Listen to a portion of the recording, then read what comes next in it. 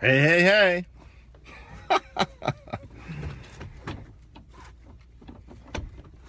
That guy. No, I'm not that guy. Another guy.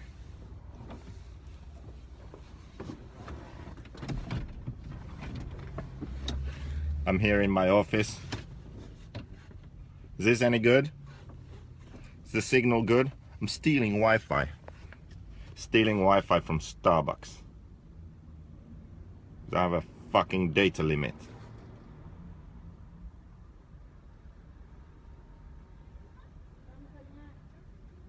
Yeah. Terrible. Mom's terrible.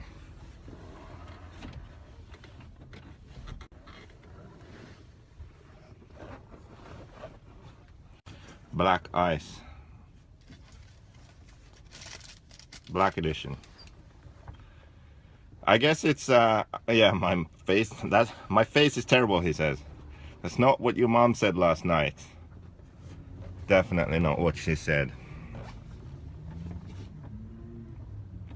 Okay, what's the number? What's the magic number? When do we start this? When do we start this?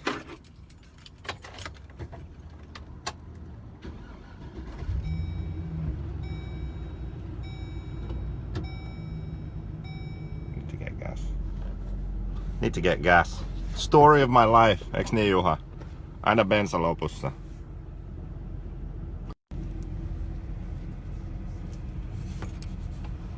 Ding, ding, ding. Aina.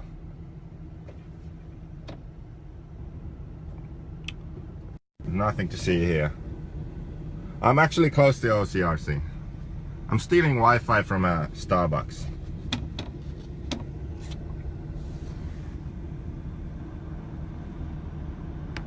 Oh, so nice flowers.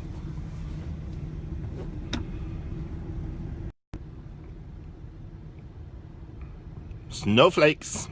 61. What's the number? 69. 69. Hashtag JQ takeover. Hashtag we're taking over that hashtag. Please spam Adam Drake, by the way. We haven't spammed Adam Drake in a while. We need to spam that guy. Hopefully he'll be at the race Saturday. Toys for Tots, Thunder Alley, his home track. He should be there. I haven't, unfortunately, I haven't been able to practice there, so it's going to be tough. But, yeah. I'm just going to have to go there super early in the morning. Get some laps in. What's up? Musso. 69, that's coming too quick. 65, oh, wow. 62, I don't know if we're ever gonna reach 69. Can you just spam this video, please, to Adam Drake? Can you do that, please, so we can get 69 viewers? Let's steal his viewers. 67, 70. Fuck, I'm gonna have to start. So I guess you're tuning in because you want to know what's happening, like why is JQRacing blowing up. We went to the Fall Brawl, East Coast. Apparently Americans hate JQ, yet we had possibly the biggest team there. I mean, we had, along with Red's awesome new tent by Alex Pilsen with Elliot Boots' car on the back, which I'm a bit jealous of. That looked really good. We had the equally big presence. We just didn't have boots on our tent. Other than that, our presence was great. How come? How can this be? 1 year ago, Fall Brawl, it was me and a table. One table and a chair. No easy up, nothing. In the same place. Now, this year we had 4 tents, 12 drivers. There were actually like 15 or 16 guys. Some people just drove down there and to just hang out. Isn't that crazy? Like they couldn't do the race for whatever reason, but they just drove down there to hang out with us. A couple of guys brought their cars so I could check them over and fix all the bullshit they've done to it. That's why we have the spec queue. You know, the only time people aren't happy with the Black Edition is when they fuck it up when they build it. So we were like, okay, you know what? We're just gonna build it for you. So anyway, they came down there. I fixed their cars. Everyone was happy. There was even a guy there who doesn't have a car yet. He just wanted to hang out and say, hey, I'm going to buy a car. So I just wanted to come down and hang out and help out. So that's really cool. So how is that possible? Why is that? I was thinking about that. I have an answer for that. It's gonna be a long one. Yeah. Oh, I don't know how long this is gonna be, but I don't exactly know how I'm gonna explain this. I'm gonna try. I'm gonna have to focus. I haven't been reading your comments. Lance McDonald is here. Hopefully he doesn't cause trouble. If you spam Mr. Drake, you will not get sponsored. You don't need to be sponsored by Mugen. Degani tried. He sent an email out. He got a response. He was denied. Very polite email denied him. What's going on? Is there a threesome going on with Tihana, Embling, and Liam? This is something we should know. What is this spamming going on? What is this Liam Gallin sells Avon? What the hell is going on? Dude, stop spamming. It's annoying. I'm gonna have to block you. Anyway, I'm gonna tell you a story. This story started in the year 2000. In the year 2000, I started racing RC cars. And it's relevant somehow. Somehow this is relevant to what I'm gonna try and explain. Believe me. So before that, I played ice hockey. I did. I was a goalie. I feel like these comments are not for this Facebook Live. Like, they're commenting on some other video. It's really weird. Yeah, you must be drunk. Is it late over there? Before I played ice hockey, I didn't really know what I wanted to do. But I always knew I wanted to do something. It's weird. Some people are just born that way. Like, I was born mentally somehow fucked up. I didn't have anything bad happen to me in my childhood. Didn't have a tough childhood. I had it pretty good. Not much death in the family. I don't really have this kind of cool story, bro, thing in my life. I really don't. I really don't. Everything was good, but I still had this drive to achieve something. I didn't really know what, but I just, fuck. Even when, as a kid, when I played, I didn't just play normal games like, oh, let's play a game. It was always a race, always a competition. Even when I was alone and I played alone, let's say I had some toy I was playing with, I wouldn't just like play and make tractor noises or whatever. No, it had to be a race. It was always a race, always competition. It would be like left hand versus right hand, and I would play some stupid game or whatever. So I've always been very competitive. And first it was ice hockey. I figured, you know what, this is cool. I could maybe try and make the NHL here. That's what hockey players do. That's what ice hockey players do.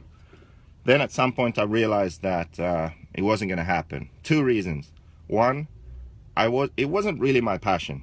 I wasn't passionate enough about ice hockey. I realized this is going to be a lot of work, and I'm not sure if I want to do it. So I might not make it. Second reason, my parents weren't exactly on the same page. Now, if I say that they didn't support me, I might get killed when I go home to Finland. So I'm not going to say that. They did support me. They did pay the bills, and they did drive me to the practices and stuff. But there's a difference between supporting your child with a hobby and supporting them in the way that we're going to help you be the best you can be. We're going to help you be the best in the world. My mentality was like, whatever I do, I think I'm going to be the best in the world. I'm going to do whatever it takes to be the best. And they were like, oh, this is a cool hobby. So I realized I it wasn't really my passion. I wasn't sure if I wanted to put in the work, and I didn't have the support I needed. And as a young kid, to play ice hockey as a goalkeeper, you need support. You can't do it alone. You can't ride your bike to practice. It just doesn't work. So I quit. And I started racing RC cars. RC cars because I figured, you know what, this is pretty simple. I think I can take this on myself. I don't need anyone else. I can make it on my own. And it's actually fun. I just had a call. Degani actually called me. Can you believe that? I said it's funny to hear Degani and he called me. Jesus Christ. Anyway, it's funny to hear that he actually became world champion in RC and he did it on his own. Yes, of course people helped, but he was on his own. He didn't have a mechanic, didn't have a father that helped him. He learned everything on his own.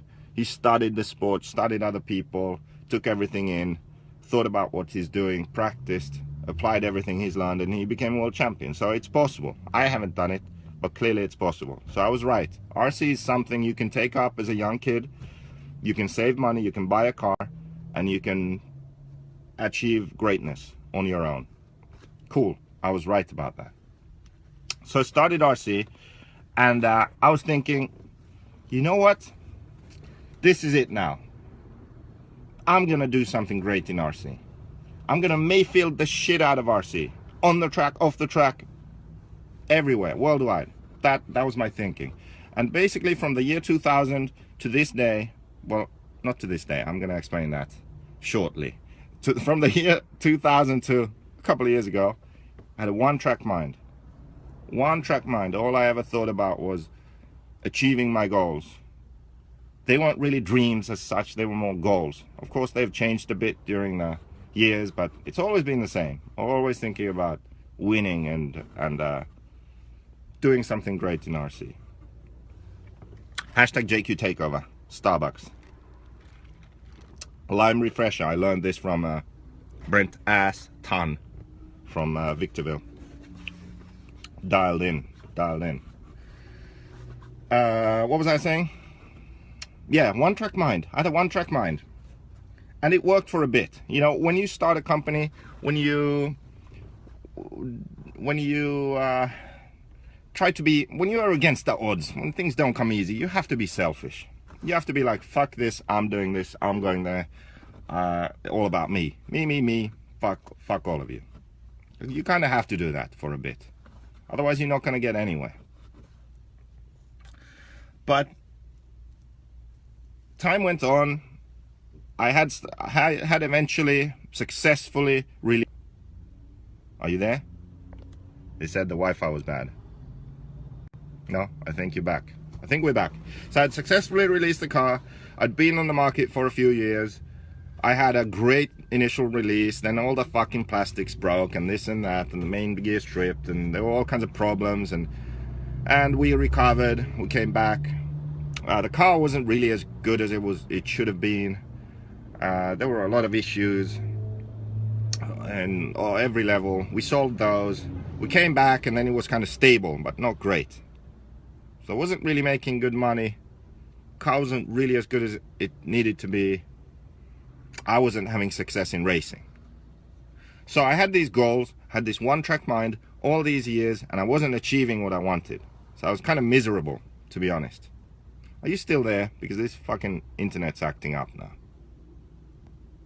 Are you here?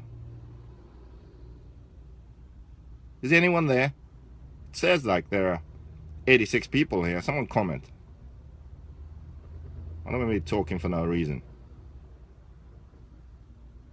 Oh, someone's joining. Obviously you're there. So what started happening was I was a miserable beach. My one-track mind thing, it wasn't working. You know, my life was kind of falling apart. Everything was falling apart. Most people don't even know. I was in a relationship for 8 years with this Brazilian girl. 8 years. Can you believe that shit?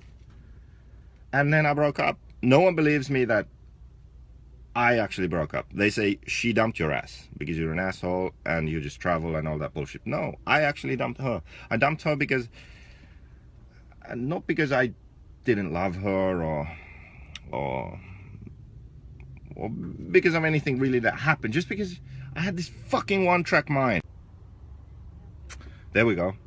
So I had this one-track mind, and the relationship suffered as a consequence of that.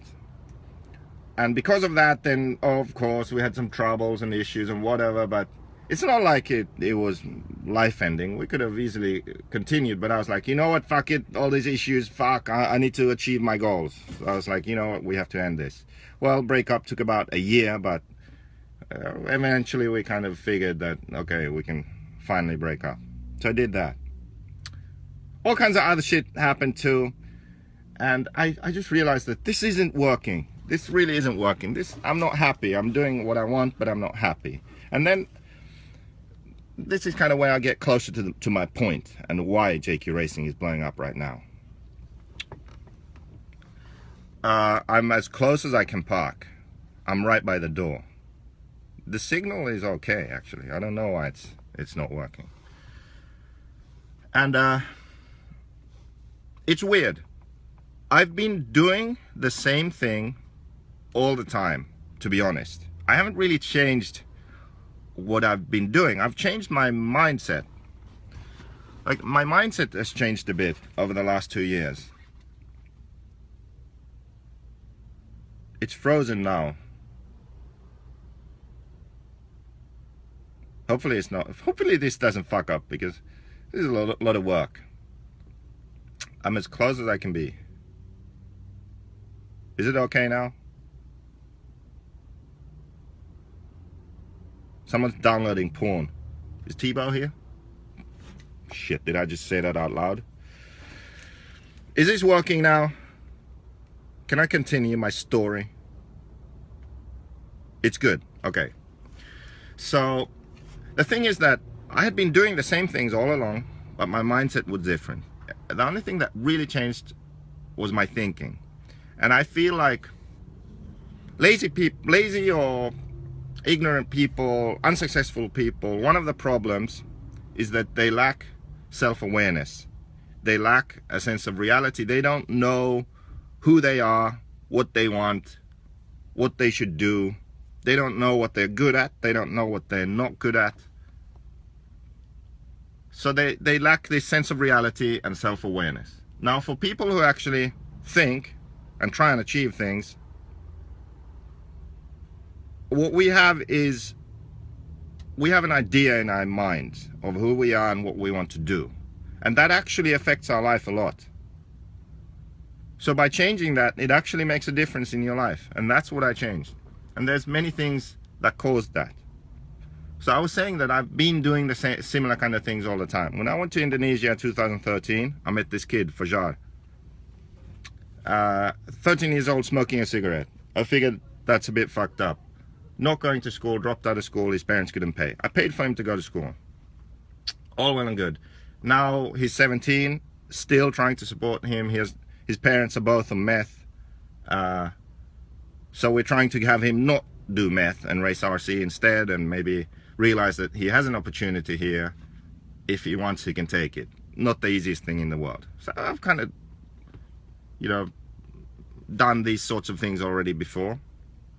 RC, we had Bradley Baird, Ryan Majubi on the team. We had training camps in South Africa. They got to travel. They came to America to practice. I hooked them up with hotels and whatever they need. We went to the track together. So providing opportunities outside of RC and in RC.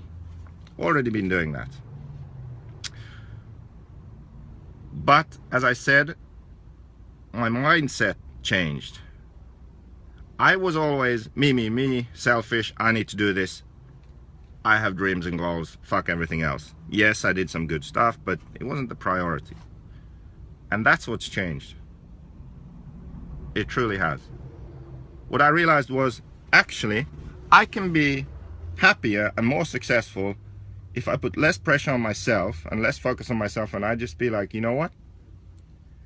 What I need to do right now is I need to enjoy what I'm doing. I need to enjoy every day. Every day, yes, I have to work, but I need to enjoy it. That's the focus I put on myself. Just enjoy it. Forget the goals, just enjoy yourself. And then the second thing I do is, I figure, you know what I should do? I need to provide opportunities. That's That's the best way I can put it. Provide opportunities to people. And by doing that, I can make a difference. And how I realized this about providing opportunities was really the Arma Energy guy. See, a couple of years ago, I went to a Supercross and I sat next to this guy. He happened to own Arma Energy. I didn't know that at the time. I just sat next to him. Then like towards the end of the race, he left to go somewhere, and some drunk guy from Arma turned around, hey, do you know who this guy is? And I said, no idea. And he said, that guy owns Arma Energy and blah, blah, blah. So I figured, you know what? I need to talk to this guy. So I introduced myself, explained my situation, and I was saying that we're looking for team sponsors. So then after the race, went to the pits, met the guy, and we decided, okay, let's have a meeting the following week. Like, he was initially interested.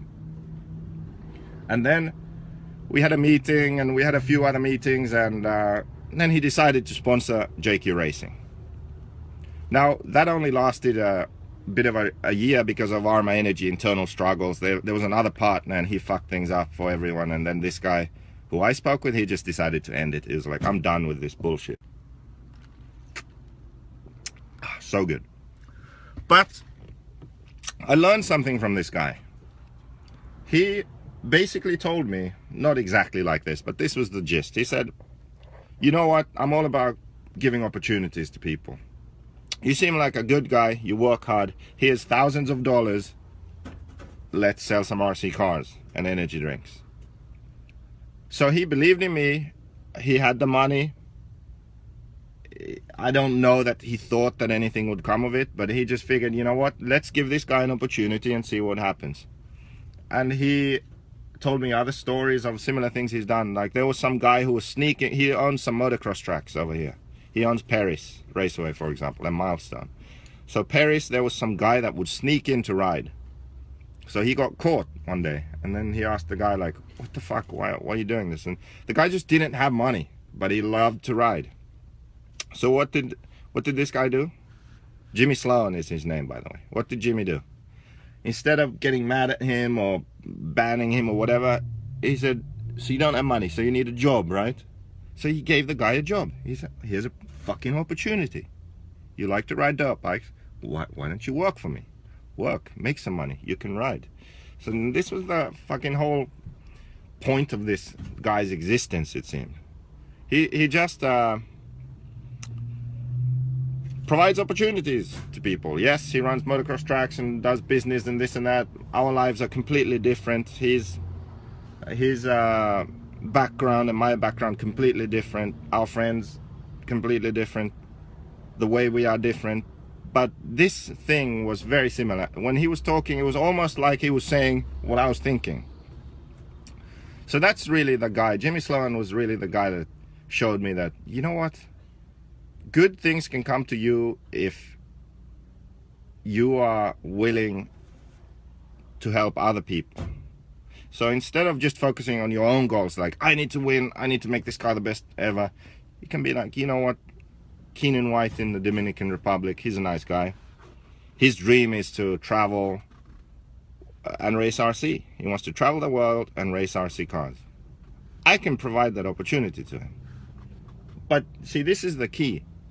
You don't just give someone something. Someone's begging in the street. You don't just give them money. What does that help? Nothing. Keenan has a dream. Fucking work for it then. So I said, okay, Keenan. Yeah, I can do that. I can help you out. I can give you a job. Sell enough JQRacing cars and parts to pay for us traveling and racing RC cars. Simple. And that's what he did.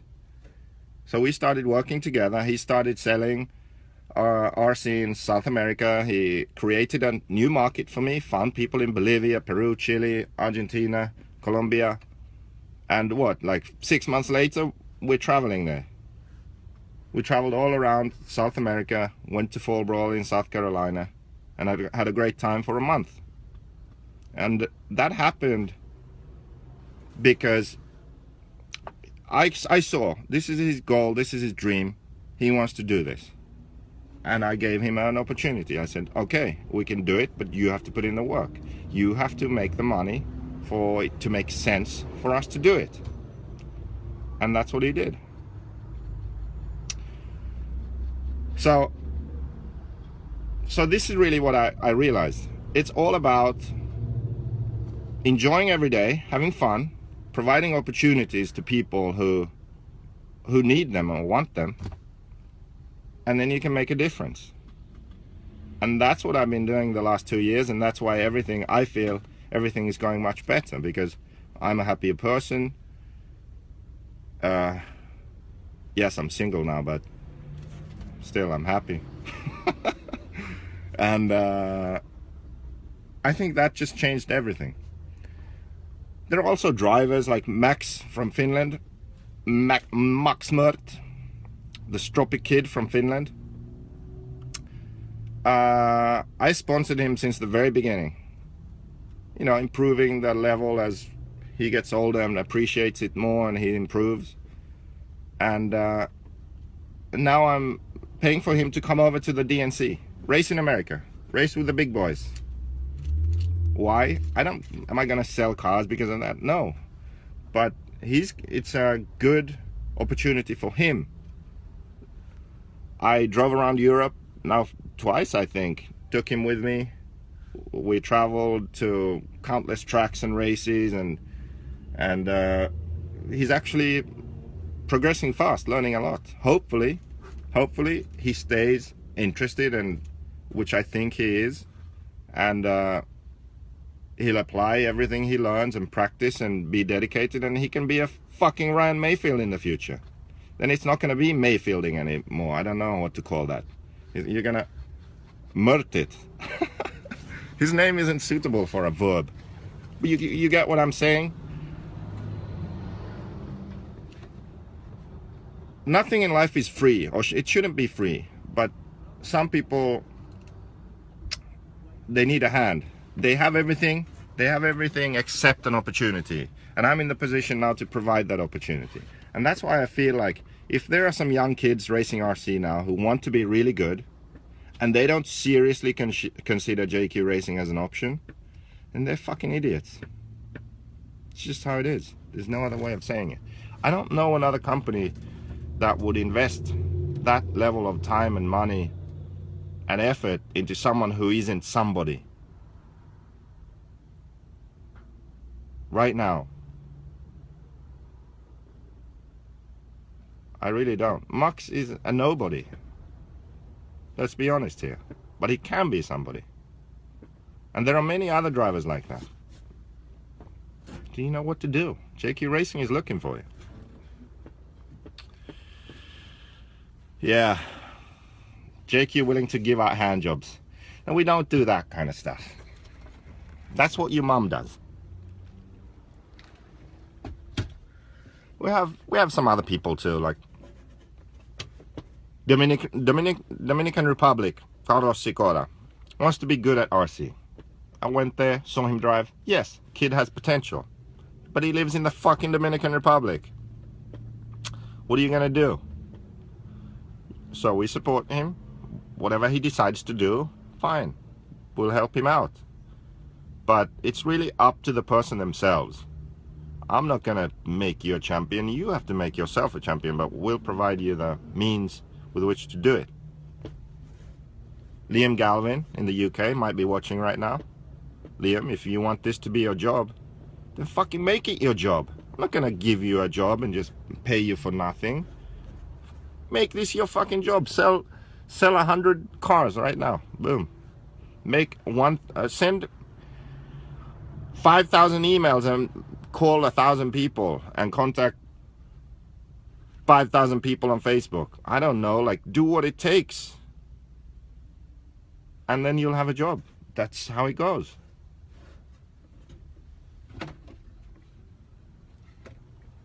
So yeah, that was kind of my point. So what I realized was, in the beginning, one track mind. I have this goal. I've had this goal for fucking 15 years. I'm not gonna fail. I'm gonna make it. Me. Fuck everything else. 8-year relationship. Fuck off. We're done with that. It's a distraction. I need to focus on this. Everything went to hell. And I figure this is not going to end well. This is not working. Met the armor guy. A lot of other things fell in place. Boom, I realized, you know what? I need to change. I need to enjoy every day. I need to provide opportunities. And that's going to make a difference. It's going to make a difference in my life, in their life, in JQRacing as a whole. Yeah. And that's what I realized. That's why JQRacing is blowing up right now. That's why we had so many drivers at Fall Brawl. That's why we're going to have like 16 or 17 drivers at Dirt Nitro Challenge. It's because JQRacing is here to help racers, help people who want to do something in life, who want to do something in RC. That's it. Get messages all the time. I want this, want that, blah, blah, blah. Hook you up. Let's do something. Boom. It's that simple. It's that fucking simple. Really is. Now, since the beginning, even not really understanding or knowing this, not being aware of this, we've always given out a lot for free. Free advice, free setup guides. I'll tune your fucking engine. Doesn't matter what car you run. I'll help you with setup. It's always been that way. It just has, for whatever reason. And sometimes I think about it. I'm like, man, I've spent so much time doing this shit, and it's not like I can see a reward for it. Like, I write this guide, I do this video, I help this guy, and he's fucking running a whatever other car, or I help someone else and then they end up switching, or I think, like, is it really worth it? And you know what? Fuck it. I think it is. And I think that's why finally we see an uptick in sales. And that's why there's so much positivity. Even like people who don't even fucking run the car, which I don't know why, are like, hey, good job. I appreciate what you're doing. Maybe one day those people will run a JQ too. I don't know. So I think, like, you just have to keep doing it even though you don't really know if it's worth it. Like, you can't calculate everything. You can't put a number on everything. That's what I think. Yeah. That's what I think. I think that's it. I think I'm done. Do you have any questions?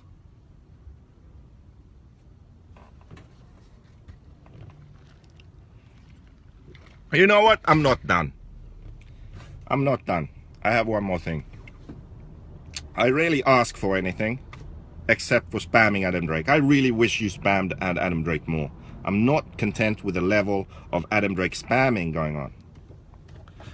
But yes, as I said, JQRacing shares all knowledge and helps anyone. And I want you to help me now. So all these people out there, all you people with the Black Edition, all you people watching this and supporting JQRacing, please do one thing for us, okay? Tired of being fucking broke and this and that and struggling through life. You're gonna fucking change this right now. All you guys, could you please just tell some idiot who's struggling that, you know what, I'm running a JQ Black Edition and it's really good. Because I find that people don't know that. Can you please be a bit of a salesperson for me? If everyone out there would just sell one friend on JQ, that'd make a huge difference in my life.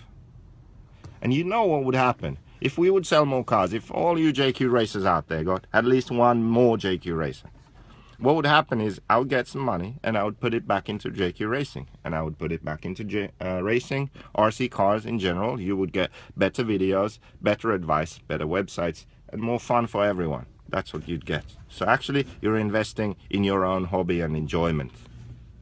Yeah, I'm not buying any Lambos soon. Don't have a Ferrari either. Not planning on getting one. So anyway, where's my stash?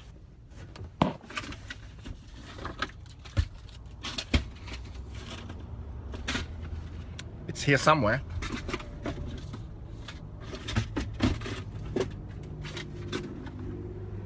I don't know. I lost it. So, what's the beef with Adam Drake? I don't really, to be honest, it's like a joke. I don't really have a beef with him. He has a beef with me. He doesn't like me, probably because I kicked his ass in Truggy B main at Silver State. He didn't make the main because I did. I got the last bump, and then I made fun of him on my blog. Whatever. That's probably why he hates me. That's my theory anyway. So any questions, or I'm going to end this? I actually think I'm going to end this because I want to go and practice at OCRC. See, the thing is, I may be old as fuck, but I haven't given up. I did give up for 2 or 3 years there, but this newfound enthusiasm and positivity, I feel like I can be the oldest champion in RC ever. Oldest guy to never have done shit and then suddenly just Mayfield the shit out of some race. Like, I feel it's coming. I'm not saying it's going to be a Worlds or Euros. There are many big races out there. There's Neo, there's Nitro Challenge, there's Silver State. There's like so many big races that if you can win, you're the man. And one of those races, I'm going to Mayfield. It's just going to happen. It's just like when people said I was an idiot and I'd never have a car, and look at me, I have a fucking car. And that's what's it. You should do videos like the Nitro House videos. Weird. I have no clue what you're talking about. See, no questions. E-buggy. I'm going to go to OCRC and practice. I hope this worked. I stole Wi-Fi. It was a bit dodgy at times. I hope you understood what I was trying to say. Basically, I was trying to say I changed my mindset because I have self-awareness. My mind actually affects me mentally, physically. My environment, it affects everything. So I decided I want to be happy. I decided I'm going to provide people with opportunities. They then decide what happens, but I'm going to be the guy to actually provide them with the opportunity. And I'm going to make a difference. It's going to make a difference in my life, their life, everything. That's it. Just a decision like that. Easy. So easy. So there you have it. Drop some wisdom bombs on you. Maybe now you all won't make the same mistakes that I've done. And cheers to that. Here's my fucking lime refresher. Robert, you joined too late. Go back and rewatch this. Cheers. So fucking good. Okay. Bye-bye.